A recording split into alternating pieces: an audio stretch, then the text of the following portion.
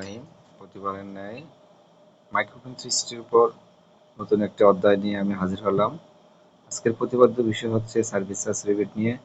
Service charge rebate কীভাবে বাহির করতে হয় এবং কীভাবে শিডিউল করতে হয়। সার্ভিস চার্জ রিবেট দুইটা নিয়মে কাজ করা যায়। এক এক প্রতিষ্ঠানে এক এক নিয়মে হয়, এক এক সার্ভিস চার্জ এক এক রকম হয়। তো এক এক সংস্থা এক এক রকম হওয়ার পরও দেখা যায় যে সাপ্তাহিক মাসিক সদস্য কিস্তি শেষ হওয়ার আগে পরিশোধ করে ফেলে এবং তার অবশিষ্ট টাকাটা সদস্যকে ফেরত দিতে দেওয়া লাগে। এখন আমি দুইটা ভাবেই সাপ্তাহিক এবং মাসিক কিস্তি দোনোটা ভাবে আমি দেখাবো। প্রথমে আমি লগ ইন করলাম, তারপর আমি লোনে গেলাম, লোনে যেয়ে রিবেট গেলাম, রিপিটে যেয়ে আমি শিডিউলে ক্লিক করলাম। ক্লিক করার পর আমার ইন্টারেস্ট অ্যামাউন্ট সাপ্তাহিক এবং মাসিক দোনোটাই 24%।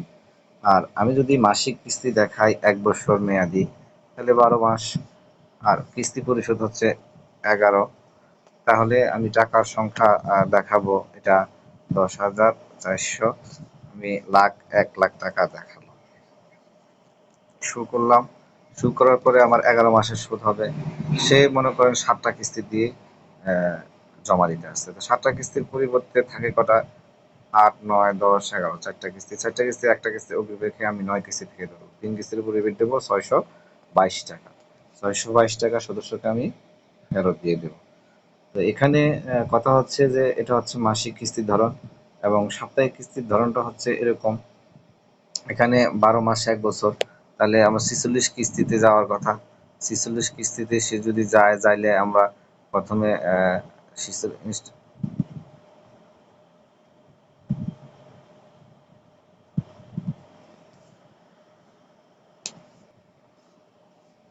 সরি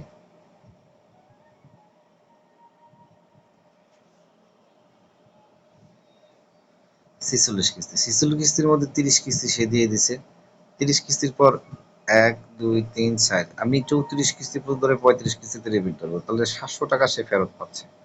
700 টাকা 701 টাকা সে ফেরত পাবে। এভাবেই আমরা সার্ভিস চার্জ রিবেটটা বাহির করবো। এ সার্ভিস চার্জ রিবেট বাহির করার সূত্র এটাই।